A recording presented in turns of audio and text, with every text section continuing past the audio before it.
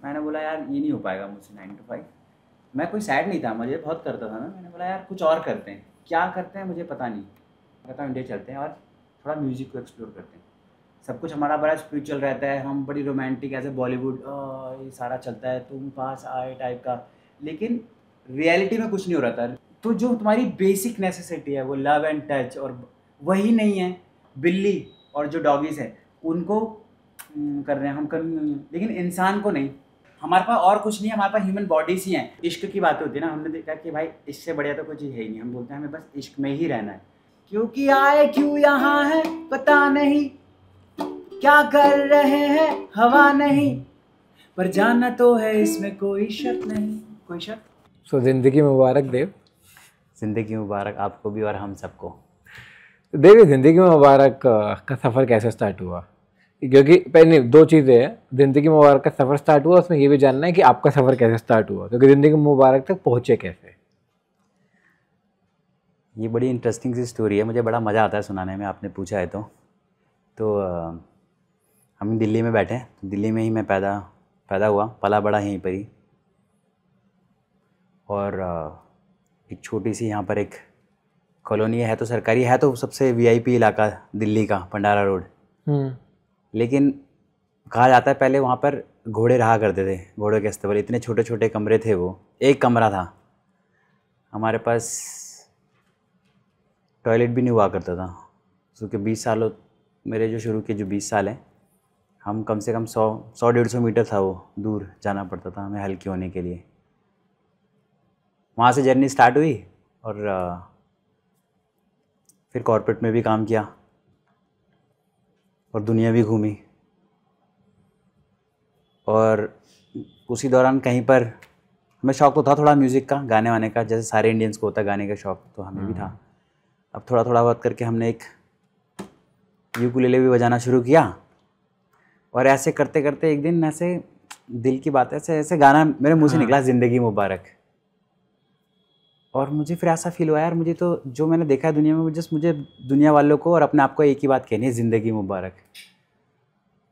और धीरे धीरे धीरे करके वो, फिर उसके बाद मैंने कॉर्पोरेट वर्ल्ड छोड़ा और वो चीज़ें ऐसे ऐसे धीरे धीरे करके डेवलप हो गई हैं, जो अब ज़िंदगी मुबारक प्रोजेक्ट सा बन गया है। अब जो मैं करता हूँ, करना चाहता हूँ, जो कर रहा हूँ, एक छोटा सा जो गाना, अब वो बिल्कुल एक, मुझे ऐसा लगता है मूवमेंट बनते जा रहा है।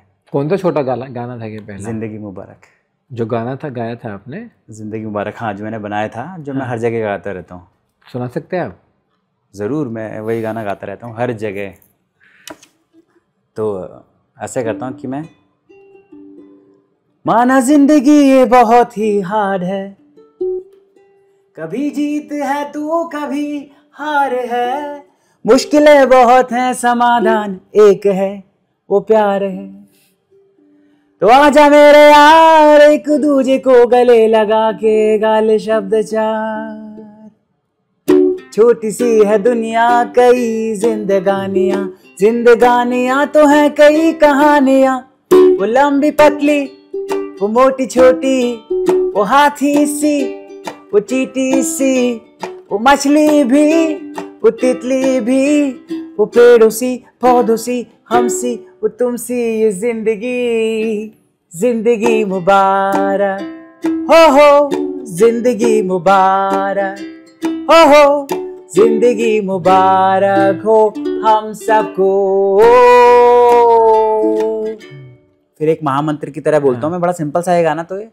क्योंकि आए क्यों यहाँ है पता नहीं, क्या कर रहे हैं हवा नहीं, पर जाना तो है इसमें कोई शक नहीं, कोई शक नहीं है उसमें, तो कोई शक नहीं, सबको जाना है।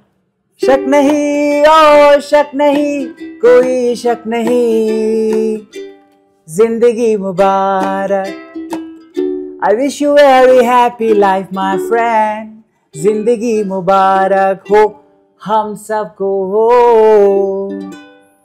पूरा एक्जिस्टेंशियल क्राइसिस देव कैटर कर रहे हो। सबका अपना अपना मानना हो सकता है, तो मेरा जो है वही है कि हम एक ज़िंदगी की तरह हमने सबने यहाँ पर आए हैं। क्या कर रहे हैं किसी को भी पता नहीं है, बस जैसे जैसे पैदा हुए हैं वैसे वैसे हम अपना टाइम पास कर रहे हैं।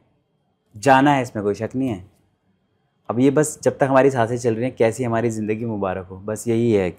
नहीं, मेरा इसमें एक है कि एक ही चीज़ जो है हमें फ्यूचर पता है, एक ही फ्यूचर हमें पता है। अगर कोई कहता है फ्यूचर नहीं पता है, मतलब आप मूवी का आपको ना स्ट्रगल नहीं पता, कंक्लूजन सबको पता है यहाँ पे, जो सबको जाना है, सबको जाना है। तो मतलब है कि सारी जो मूवी चल रही है ना, हम मूवी देखने जाते हैं एंड के लिए। हाँ, यहाँ मूवी का इंट्रोडक्शन हो चुका है, मूवी का बीच का 60 मिनट चल रहा है, एंड डिसाइडेड है। एंड डिसाइडेड है, बिल्कुल एग्जैक्टली। ठीक है, और कोई कहते हैं कि फ्यूचर का किसी को नहीं पता होता, सबको पता होता। exactly. तो ये हुआ, तो उसके बाद आपने स्टार्ट कैसे किया? तो अगर आप ज़िंदगी मुबारक, तो हाँ, तो एक जो एक नॉर्मल सी लाइफ होती है 9 to 5 वो मैं करता था। मैं हमेशा बोलता हूँ कि आई वॉज वेरी हैप्पी। ऐसा नहीं है कॉर्पोरेट वर्ल्ड में कि मैं बहुत स्ट्रेस और उसके बाद मैंने कुछ छोड़ा, लेकिन ये स्ट्रॉन्ग इतनी फीलिंग थी ना मेरे अंदर। इतना मैंने ट्रैवल किया, I was lucky enough to travel so many countries in the world, और मैंने देखा कि यार तभी ज़िंदगी मुबारक, वो इतनी स्टिमुलेशन, वो इतनी हाई थी ना, इतनी, मैंने बोला यार ये नहीं हो पाएगा मुझसे 9 to 5। मैं कोई सैड नहीं था, मुझे बहुत करता था मैंने बोला यार कुछ और करते हैं, क्या करते हैं मुझे पता नहीं। तो मैंने 2019 में मैंने पहले सबैटिकल लिया, 1 साल का सबैटिकल हॉलीडेज़। फिर मैं अपना पासपोर्ट लेके मैंने बोला जो भी कंट्री हमको फ्री वीज़ा देगी, हाँ फ्री वीज़ा देगी, वहाँ चले जाऊँगा। हाँ, तो ईरान मेरी फेवरेट कंट्री है, मैं पहले भी जा चुका हूँ, तो मैं वहाँ चला गया।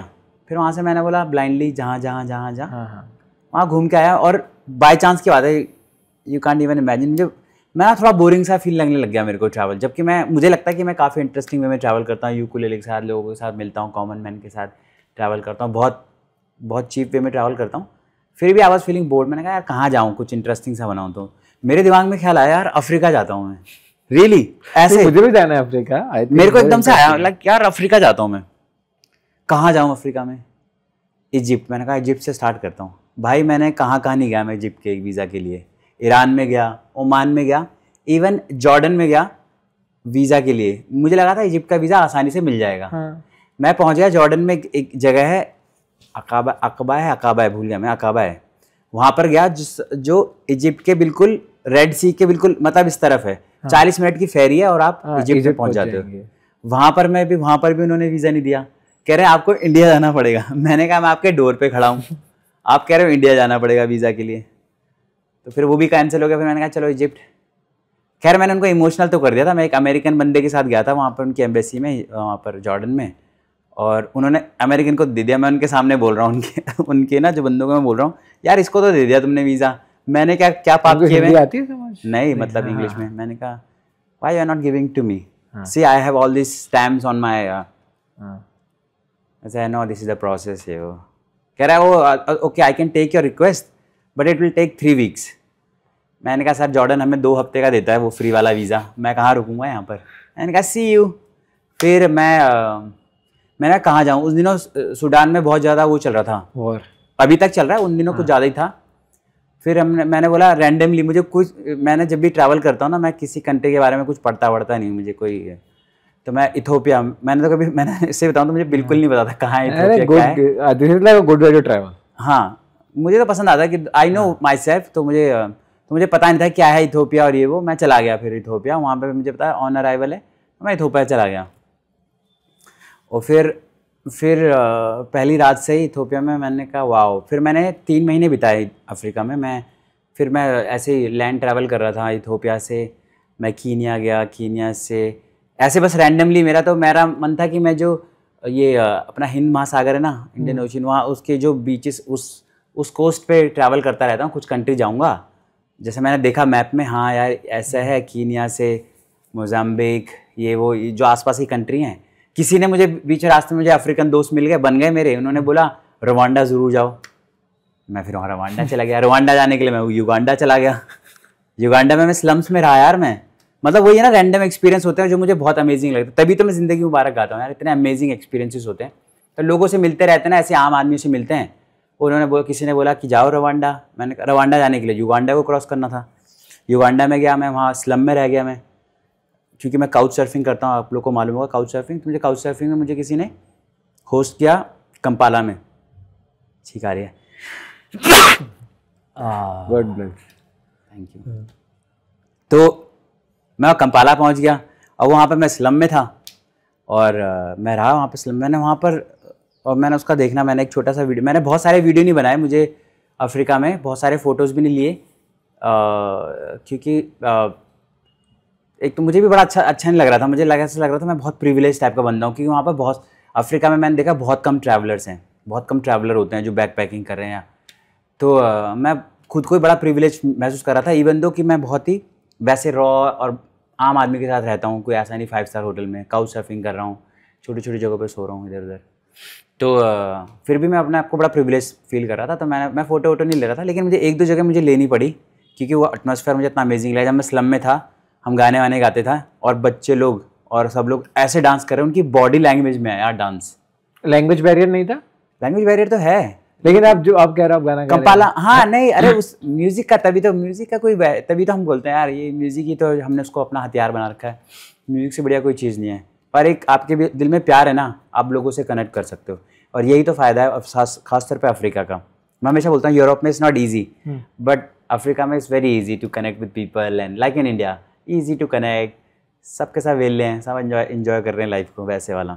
तो अफ्रीका में बहुत मैंने देखा, मैंने स्लम में भी लोग ऐसे नाच गा रहे हैं, उनकी बॉडी में नाचना हो जाए, और फिर मैं काफ़ी मोटिवेटेड हो गया कि यार मुझे इंडिया वापस चलना चाहिए। और एक चीज़ जो है म्यूज़िक, जो मैंने कभी भी एक्सप्लोर नहीं किया था एज ए आर्टिस्ट, ऐसे फ़न के लिए तो मैं बजाता था अपने लिए, लेकिन मैंने कभी एक्सप्लोर नहीं किया था। मैंने बोला यार चलो म्यूज़िक को भी एक्सप्लोर करते हैं। इसके लिए मैं वहाँ से अफ्रीका से डायरेक्टली मैंने अब्रप्टली मैंने क्लोज़ किया चैप्टर, मैंने कहा ट्रैवल वाला, मैं कहता हूँ इंडिया चलते हैं और थोड़ा म्यूज़िक को एक्सप्लोर करते हैं। और वहाँ से मैंने म्यूज़िक एक्सप्लोर करना शुरू करा, और वो ज़िंदगी मुबारक का वो प्रोजेक्ट ही बन गया है म्यूज़िकल थोड़ा सा, और म्यूज़िक उसका बहुत बड़ा एक पार्ट बन गया है इस जर्नी का, ज़िंदगी मुबारक का। उसके बाद मैंने जो सबैटिकल लिया था, मैंने ऑफिस की तरफ देखा ही नहीं, सीधा ही बाहर कह दिया, क्योंकि जब आपने वाली लाइफ जी लिया उसके बाद बड़ा मुश्किल होता है ना। मैंने बोला अब नहीं होगा, अब उसके बाद से मैं इसको, ये जो मेरे 3-4 साल निकले वो फ़कीरी में निकले। एक तो कोविड भी हुआ, लोगों ने म्यूज़िक को अप्रिशिएट करना शुरू कर दिया था जो हमने करना स्टार्ट किया, लेकिन फिर बीच में कोविड हो गया और मैं भी अपने आप को एक्सप्लोर कर रहा था। इतने साल कॉर्पोरेट करने के बाद ये वाली जो लाइफस्टाइल होती है जिसमें आप सो कॉल्ड 9 to 5 नहीं कर रहे हो, अभी तो इधर जा रहे हो, मैं भी एक्सप्लोर करने लग गया, नई नई जगह जा रहे हैं, ट्रैवल कर रहे हैं। ट्रैवलिंग म्यूजिशियन का सो कॉल्ड चोगा पहना, ट्रैवल किया, लोगों के साथ बजाया, कम्युनिटी बिल्डिंग, तो ये सब 3-4 साल किया। उसको मैं उस पीरियड को मैं फ़कीरी बोलता हूँ। गरीबी भी देख ली, अमीरी भी देखी, और फिर फ़कीरी भी करके देख ली। अब हम इसको पूरे का मिक्स को हम बोलते हैं ये ज़िंदगी मुबारक प्रोजेक्ट, जिसको हम नेक्स्ट स्टेप पे ले जा रहे हैं। उसको हम बोल रहे हैं प्रेम यात्रा, जो भी आप करने वाले हैं, जो भी हम करने आएंगे उस पर। उससे पहले मेरे पास कुछ इंटरेस्टिंग चीज़ें, पानी ला देगा तब तक, चलते रहने दे इसको। हाँ, तो एक ना, मैंने आपका मैं आपसे इंट्रोड्यूस हुआ ना एक गाने के थ्रू हुआ, जो हमारे कॉमन फ्रेंड्स ने करवाया, वो 2 रोटी एंड किस, हाँ, यही नाम है ना एग्जैक्टली। yes. हाँ, तो जब मैंने सुना लाइक ये गाना तो एग्जैक्ट हिट कर रहा है नॉर्मल इमोशंस को, may be conservative thought process को ना करे, ठीक है, लेकिन हाँ एक लिबरल थॉट प्रोसेस को बहुत नेक्स्ट लेवल हिट कर रहा था। एक पर्सनल टच था, पर्सनल टच उस तरीके से बोलूँगा कि जब हम बात कर रहे होते हैं अपने पर्सनल लाइफ की एक्सपेक्टेशन बता रहे होते हैं, बहुत हद तक सेम ही होती है, वही बता रही होती है। तो वो पर्सनल नोट पे जब चीज़ें टच हो जाती है, आई थिंक रोमांटिक इमोशनल गाने का ये एक पॉइंट होता है। और कुछ गाने रोमांटिसाइज करके चलते हैं और कुछ गाने रियलिज्म की तरफ चलते हैं। ये रियलिज्म की तरफ था बिल्कुल। तो मुझे ये तब रियलाइज़ हुआ कि अरे ये इतने टाइम के बाद, एक पहले मैंने गाना सुना था, ठीक है, तो आई थिंक वो रागीर का था, वो ठीक था, लेकिन ये वाला तो नेक्स्ट लेवल पर्सनल हिटिंग था। Thank you. तो एक वो था, तो हाँ, लेकिन आई थिंक लोगों को सुनना चाहिए वो गाना। और हाँ, इस गाने का नाम है 2 रोटी आलू की सब्जी एंड किस। अब इसको मैंने 2 रोटी एंड किस कर दिया है, थोड़ा सा इजी सिंपल टाइटल के लिए। ओरिजिनली था 2 रोटी आलू की सब्जी एंड किस। ये गाना मैंने लिखा था 5-6 साल पहले जब मैं पेरिस में था। लेकिन ऑब्वियसली सब कुछ वो इंडिया का सोच के कि इंडिया में, क्योंकि हमने खुद ही बोला ना, हमारे सारी जो मेरी सराउंडिंग है वो सारे बिल्कुल आम आदमी है, जो कि 90% ऑफ इंडिया है, जो छोटे छोटे घरों में रहता है। हम कहते हैं हमारे पास क्या है हमारे पास रिसोर्सेज, क्या है हमारे पास और क्या नहीं है हमारे पास। मुझे लगता है कि हमारे पास सबसे बड़ा है वो है जो जिसके लिए हमारी सोसाइटी में बात भी बहुत होती है, वो है प्रेम के ऊपर। लेकिन हम उसको ना एक्सप्रेस नहीं करते। हम प्रेम की बातें तो बहुत करते हैं, हम एक्सप्रेस नहीं कर पाते। ये हमारी बेसिक नीड्स हैं। क्या है वो? 2 रोटी आलू की सब्जी। 140 करोड़ की हमारी पॉपुलेशन है, तो 2 रोटी आलू की सब्जी के अलावा ज़्यादा इंसान बहुत कम ही है कि उसको अलग अलग चीज़ें मिले। 2 रोटी आलू की सब्जी बड़ा बेसिक है। और फिर उसके बाद है वो एक किस। मुझे लगता है कि सबसे बड़ी मिसिंग है इंडिया में, वो है किसिंग। किस मिल जाए लोगों को, मुझे तो लगता है 90% प्रॉब्लम सॉल्व हो जाएंगी, इफ़ नॉट 100%।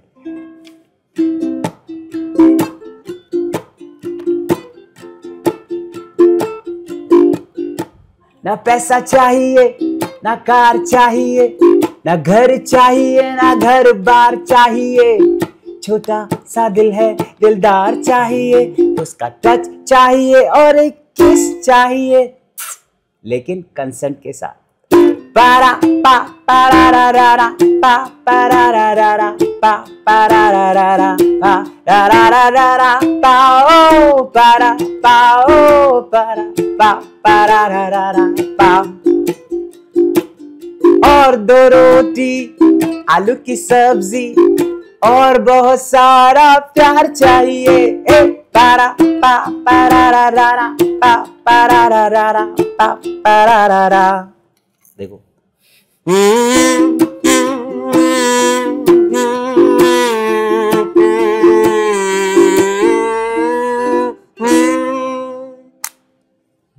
एक चीज तो पहले ये बताइए, इसका नाम क्या है?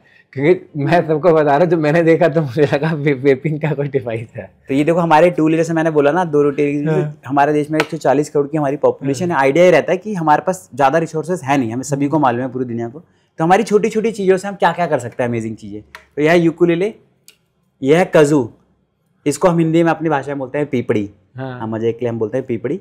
और एक है ये परकशन के लिए कहते हैं शेकर्स, ये तो पता ही है, ठीक है ना। बस ये 3 है हमारे हथियार हैं। हम कहते हैं गन्स और तोप्स को हटा दो, सबके हाथ में ये पकड़ा दो, हमारे सोल्जर्स को भी ये पकड़ा दो, बस और कुछ नहीं चाहिए।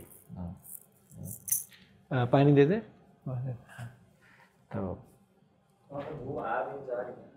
अब क्या कर सकते हैं? Thank you very much. I think यहाँ देखने वाले लोगों को एक फ्री म्यूजिक कॉन्सर्ट भी मिल रहा है। अच्छा, मैं अनकट डालने वाला हूँ बहुत हद तक, ठीक है। तो जब ये गाना लिखा था तो कैसा रिव्यू मिला था लोगों से? यार ये गाना one of my most popular song में से है। हर कोई पसंद करता है इस गाने को।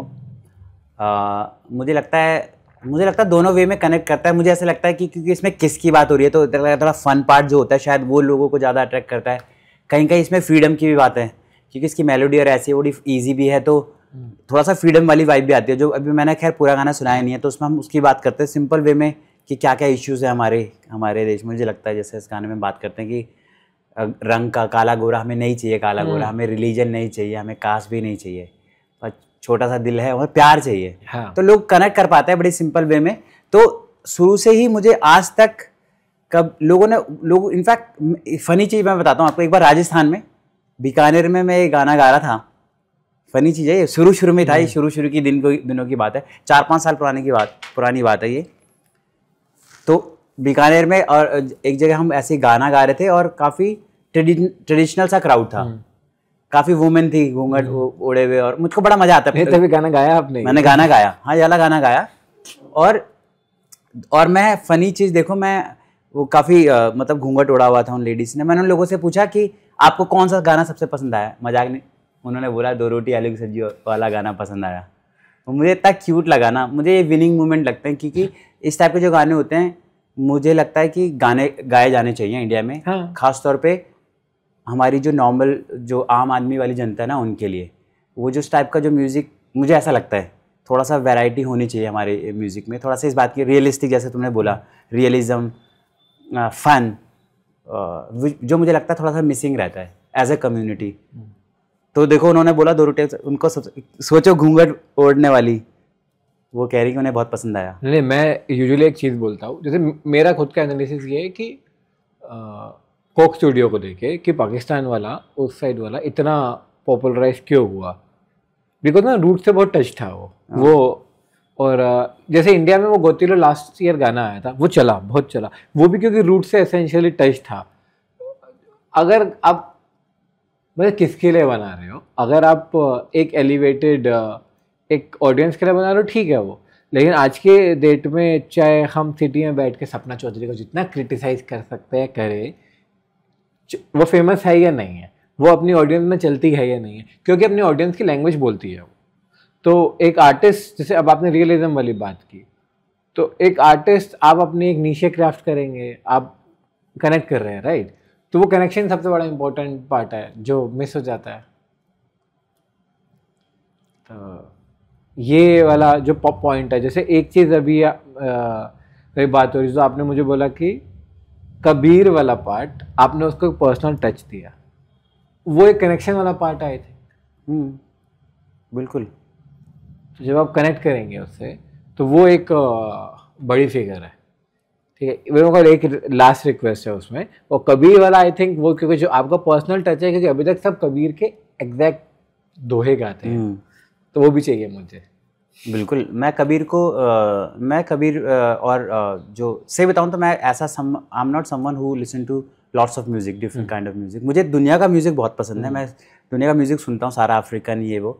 इंडिया में भी कुछ आर्टिस्ट, मतलब ऐसा नहीं कि कुछ किसी आर्टिस्ट को सुनता हूँ मैं, ज़्यादातर अपने ही गाने बनाते रहते हैं, हम खुद ही सोशल एक्टिविस्ट हैं तो अपने काम में लगे रहते हैं। म्यूज़िक में मुझे तो जैसे एक कबीर को जब मैं 3-4 साल पहले ही मैंने सुनना शुरू किया था, और कुछ गाने हैं जो ऑटोमेटिकली मुझे लगता है बाय हार्ट से ही अपने आप ही, जैसे एक गाना है उनका उड़ जाएगा, हाँ, बहुत लोगों ने शायद गाए होंगे, और वो मैंने तो जब वो सुना पहली बार में ही, यू कांट बिलीव, पहले दिन ही वो ऑटोमेटिकली मेरे दिल से ना अपनी आवाज़ आने लग गई थी उस मेलोडी को सुन के।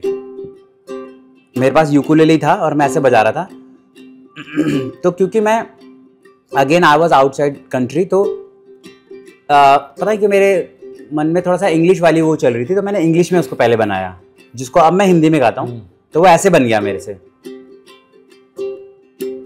I went north and down south, east and far, far west, roaming around everywhere looking for happiness.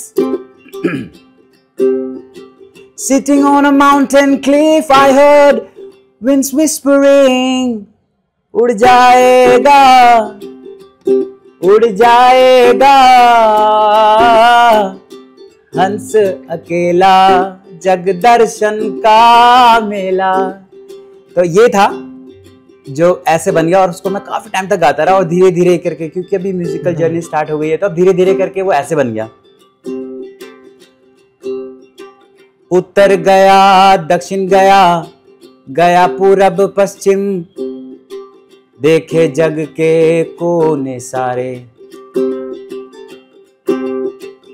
मंदिर गया, मस्जिद गया, गया गुरुद्वारे, 7 समंदर पार किए, पर्वत पर्वत लांग लिए, बैठे गंगा जी के भी किनारे। गरीबी देखी, अमीरी देखी, देखी फकीरी, और जब पेड़ के नीचे आंखें मीचे बैठे ध्यान लगाया, इन बातों का सार समझ आया। सार है इन सब बातों का, जीवन खेल है चंद सांसों का, जीवन खेल है चंद सांसों का। थम जा सांस ले ले, थम जा सांस ले ले, तेरा नाम तेरा काम, तेरा देश तेरा भेष, तेरे रिश्ते नाते, तेरी बड़ी बड़ी बातें, सब छूट जाएगा, उड़ जाएगा, उड़ जाएगा हंस अकेला, जग दर्शन का मेला। जग दर्शन का मेला, जग दर्शन का मेला।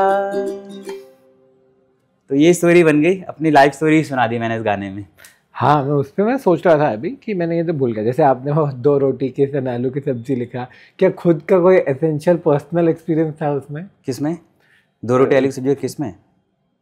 कि मतलब वो जो गाना आया, हाँ। तो क्या वो पर्सनल एक्सपीरियंस से आया था या पर्सनल एक्सपीरियंस से नहीं? देखो, जब मेरे को लगता है कि जब आप अगर आप दुनिया भर घूमते हो, और मैं शुरू से ही हम बिल्कुल एकदम गरीब तबके में पैदा हुए, और फिर हमने इंडिया का वाला पार्ट भी देखा, सो कॉल्ड अमीरी वाला, हम सो कॉल्ड हाई क्लास के साथ भी बैठे, और फिर पूरी दुनिया भी घूमी। तो जब सब चीज़ें देखते हो ना, जैसे मैंने बताया, अमीरी देखी, गरीबी देखी, फकीरी भी देखी, सब कुछ करके देखा, तो फिर अलग अलग लोगों से मेरे फिर दिखता है कि यार कहाँ की क्या बेस्ट प्रैक्टिसेस है। आप यूरोप घूमे हो, यूरोप रहे हो, मैं फ्रेंच बैंक में काम करता था, तो यूरोप घूमे हो, यूरोप देखा आपने, आप अफ्रीका गए, आप साउथ ईस्ट एशियन कंट्री गए हो, आप इंडिया में रहते हो, तो आपको पता चलता है कि कहाँ की बेस्ट प्रैक्टिसेस हैं, क्या हो सकता है, क्या गलत होता है, क्या अच्छा होता है। तो फिर धीरे धीरे मुझे ऐसा लगता है कि पब्लिक डिस्प्ले ऑफ अफेक्शन का बहुत बड़ा वो है इसमें।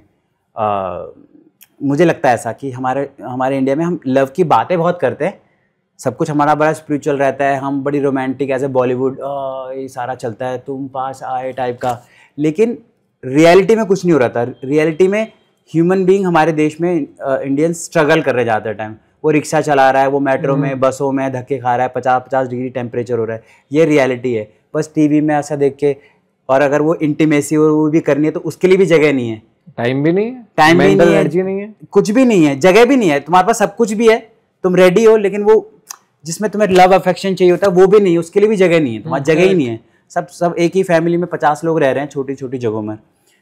तो जो तुम्हारी बेसिक नेसेसिटी है वो लव एंड टच, और वही नहीं है तो तुम्हारा एकदम रूट ही नहीं है, समझ रहे हो? तो वो इसीलिए कि भाई, इसलिए बिल्कुल सिंपल अंदाज में कि 2 रोटी आलू की सब्जी पेट का, और फिर ये जो हमने किस बोला है वो उससे हमारा तन और मन दोनों का, उसमें हम बोलते हैं टच, ये वाला टच चाहिए प्यार से, जो हमें कभी तो नॉर्मल सी चीज़ है ना।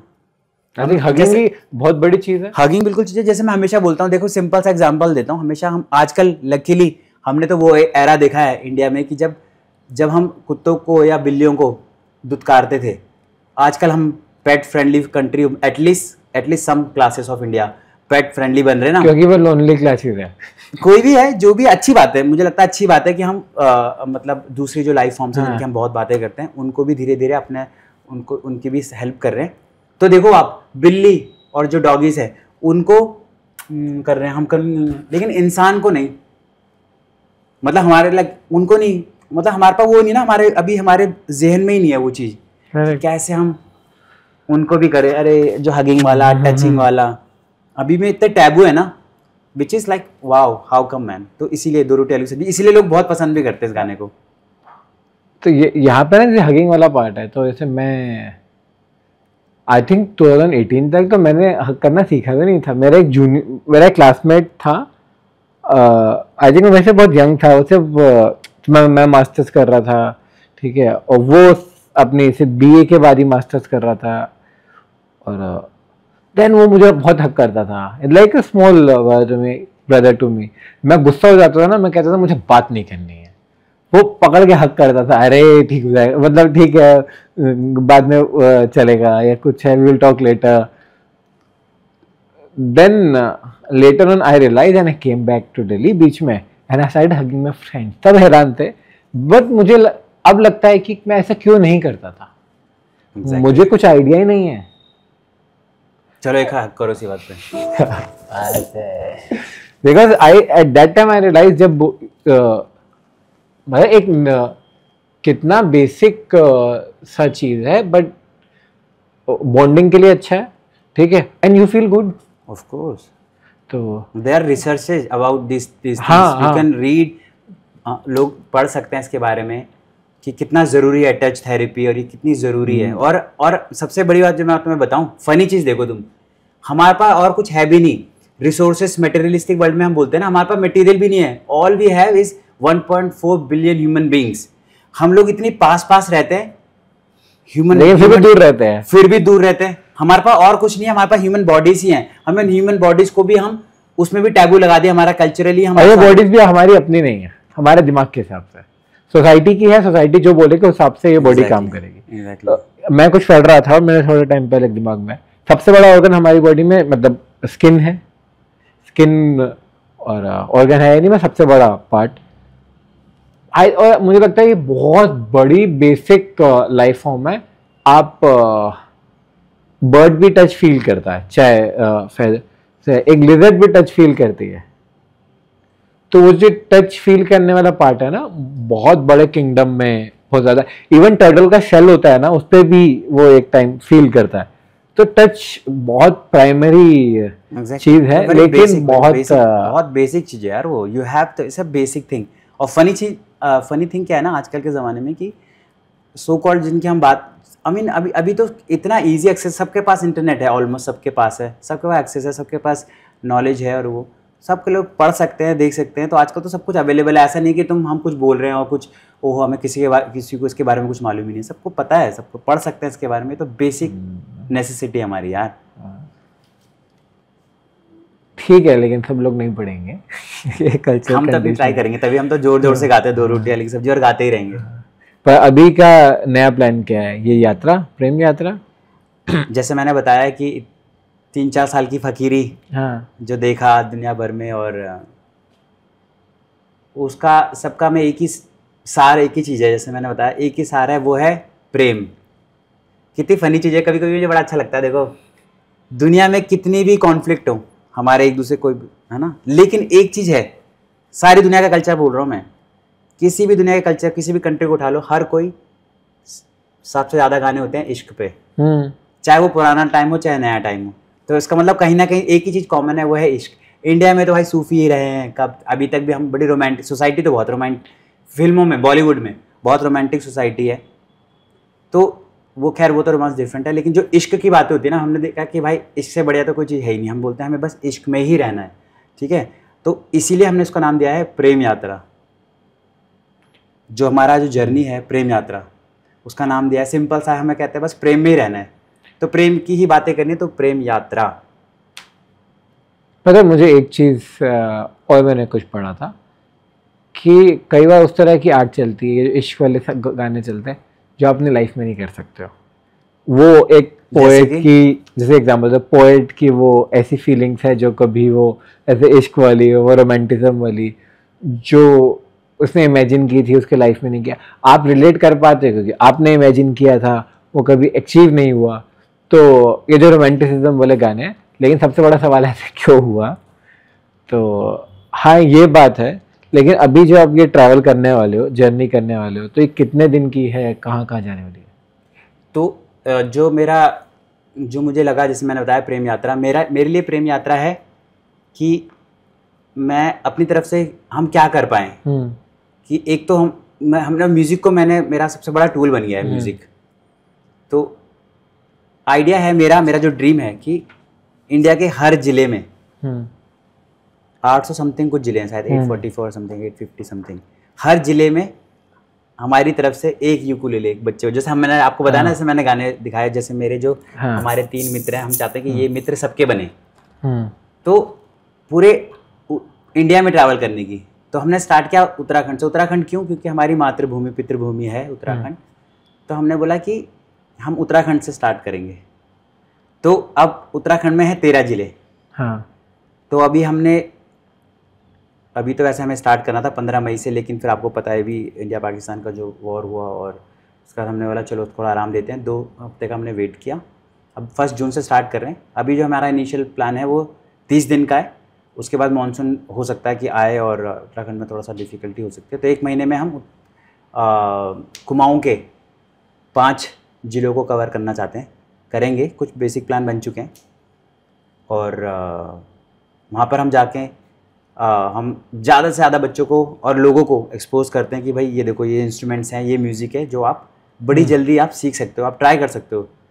आजकल वो होता है ना do it your self type, वो हमें बहुत अच्छा लगता है। कुछ करेंगे तो मज़ा आता है। और हम सिंपल से गाने बनाते हैं, आप भी बनाओ, ये आइडिया रहता है हमारा। तो ज़्यादा से ज़्यादा बच्चों को हम ट्राई करते हैं कि उनको रीच करें, स्कूलों में जाके, NGOs के पास और रिमोट विलेजेस में, और बच्चों को वर्कशॉप के थ्रू, और उसके बाद किसी बच्चे जो हमें लगता है कि उसको मज़ा आ रहा है, उसको शौक है, उन्हें लगता है कि हाँ, तो उसको हम ये अपने एक यूकुलेले गिफ्ट करने वाले हैं, और उसके साथ साथ हम उसको सिखाएंगे ऑनलाइन ऑफलाइन। ये है हमारी जर्नी। तो अब बाकी लोग ज्वाइन कर सकते हैं आपको इस यात्रा में? बिल्कुल बिल्कुल ज्वाइन कर सकते हैं। मैं आइडिया तो यही है कि ज़्यादा से ज़्यादा लोग जुड़े, जिनको भी ये यात्रा और यात्रा का कॉन्सेप्ट पसंद है, प्लीज़ जुड़ें। तो सबसे पहले तो ऑफकोर्स हमें, क्योंकि पूरा पैन इंडिया करना चाहते हैं, और तो उसके लिए हमें फंडिंग की ज़रूरत पड़ेगी। तो उसके लिए क्योंकि हम भी म्यूजिशियंस ही हैं, तो लोग हमें फंड रेजर के लिए बुला सकते हैं, परफॉर्मेंसेस के लिए बुला सकते हैं। बाकी हमारे मिलाप पे बना हुआ है फंड रेजर, उस पर फाइनेंशियली कंट्रीब्यूट कर सकते हैं। जो भी हमसे जो भी बन पड़ सकता है हम कर सकते हैं। हम ऑनलाइन उनके लिए कॉन्सर्ट या कोई भी किसी टाइप का शो कर सकते हैं। बाकी लोग हमको फिज़िकली भी ज्वाइन कर सकते हैं, क्योंकि हम सोशल मीडिया पे एक्टिव हैं। तो आपको पता है, जैसे कुछ चीज़ें हमने आइडेंटिफाई की हुई हैं, कुछ गाँव में होम स्टे टाइप के हैं, वहाँ पर लोग हमें ज्वाइन कर सकते हैं, वहाँ रह सकते हैं, इस एक्सपीरियंस को फील कर सकते हैं, खुद भी उसको एंजॉय कर सकते हैं, मूवमेंट को। पहाड़ों में रह के लोगों के साथ टाइम स्पेंड करना, सिखाना, सीखना, बहुत मज़े आते हैं साथ में मिलके। आने वाले हो क्या? मतलब वही सोच रहा हूँ कि आया जा सकता है साथ में, कुछ दिनों दिनों के लिए तो आया जा सकते हैं। हमारा एक गाना है, इस गाने का नाम है बड़ा मज़ा आएगा। तो साथ में रहोगे तो बड़ा मज़ा आएगा। उसके साथ एंड कर सकते हैं देव। Why not? तो आई थिंक दो मैच, एक लाइफ के बाद भी एक लाइफ हो सकती है। और एक ये जैसे अभी बात हुई ना कि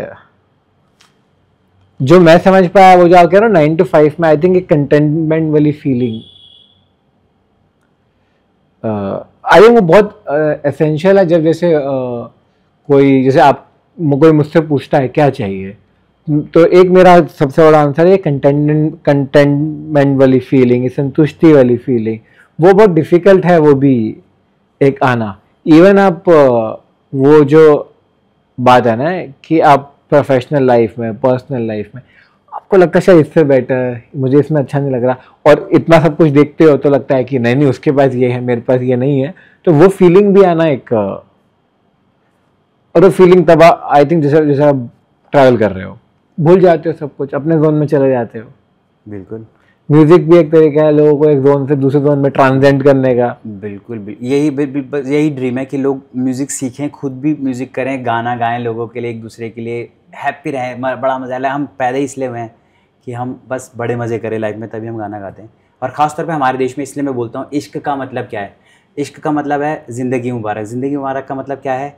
हार्मनी। हम सबके बीच में हार्मनी होनी चाहिए। जिसकी भी ज़िंदगी है, चाहे जिसमें गाना गा रहा था ना ज़िंदगी मुबारक की, भाई हाथी भी हो सकता है, तितली भी हो सकती है, बिल्ली भी हो सकते हैं, कुत्ते भी हो सकते हैं, और हम इंसान तो हैं ही, पेड़ पौधे सब मिलके, सबके बीच में अगर हार्मनी नहीं होगी।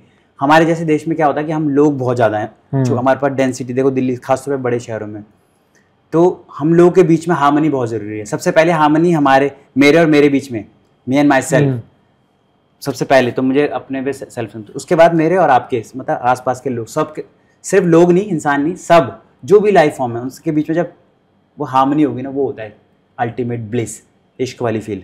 तो आप इसीलिए हम थोड़ा सा सामाजिक गाने भी गाते हैं। जैसे आपको पता, हमने गाना वो किया था आधार कार्ड, पता है, मैंने सुना ना आधार कार्ड। आधार कार्ड का मतलब क्या है? जबकि हमारे स्कूल और हॉस्पिटल सेम होने चाहिए। अगर हम इंडियन हैं, हमारे आधार कार्ड सेम है, तो हमारे हॉस्पिटल और हमारे स्कूल भी सेम होंगे, क्योंकि तभी तो हार्मनी होगी ना। अभी आपको पता है इतना डिफरेंस है, एक बच्चा जो बिल्कुल हाई फाई स्कूल में पढ़ रहा है, एक बच्चा जो बिल्कुल टूटे फूटे स्कूल में पढ़ रहा है, क्या उनमें, वो बेचारा वैसे का वैसे ही रह जाएगा। कैसे हो गया? कास्ट के ऊपर क्लास लगेगी। बिल्कुल। तो मतलब वो हार्मनी नहीं हो पाएगी। ये तो जिंदगी सदियों भर चलता रहेगा। लेकिन मेरा मानना है कि इस दौरान हमारी क्या रिस्पॉन्सिबिलिटी है, अपने लिए हार्मनी बहुत ज़रूरी है, इश्क बहुत ज़रूरी है अपने से। लाइफ हमें एक बार मिली है, तो कैसे बेस्ट यूटिलाइज हो सकता है, कैसे बेस्ट जस्टिफाई करोगे लाइफ को, वो है इश्क में रह के। इश्क कैसे होगा? जब आप हार्मनी क्रिएट करोगे। हार्मनी कैसे होती है? देने से, समझ रहे हो? तो वो होता है कि आप, जैसे हम कहते हैं म्यूजिक, और म्यूजिक है जो हार्मनी क्रिएट कर सकता है लोगों के बीच में। म्यूजिक जब आप सुनते हो, सुनाते हो, तो उसमें कोई कास्ट कुछ या क्लास कुछ मैटर नहीं करता है। तो ये बहुत ज़रूरी है। यही जिंदगी मुबारक है। आई थिंक एंड करते हैं वो जो गाना आप लास्ट में बता रहे थे, बड़ा मजा आएगा। हाँ, तो अगेन फिर देखो, फिर वही वाली छोटी छोटी चीज़ों की हम सेलिब्रेट करते हैं, तो उसका गाने का मतलब ये है, ये यूकुलेले का एंथम भी है, बजाओ।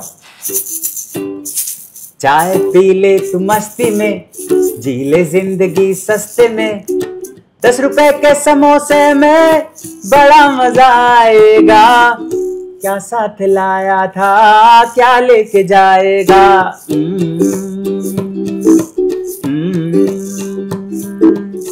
उठा अपना यूकुलेले,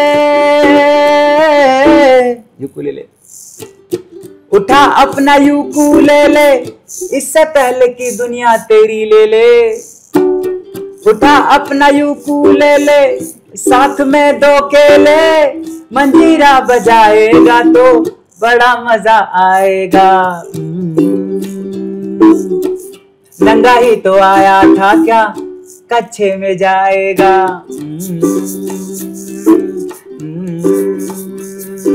चाय पी ले तू मस्ती में, आते जाते लोगों को गले से लगाएगा तो बड़ा मजा आएगा। बीच सड़क पे 2 ठुमके लगाएगा तो बड़ा मजा आएगा। नंगा ही तो आया था क्या कच्छे में जाएगा।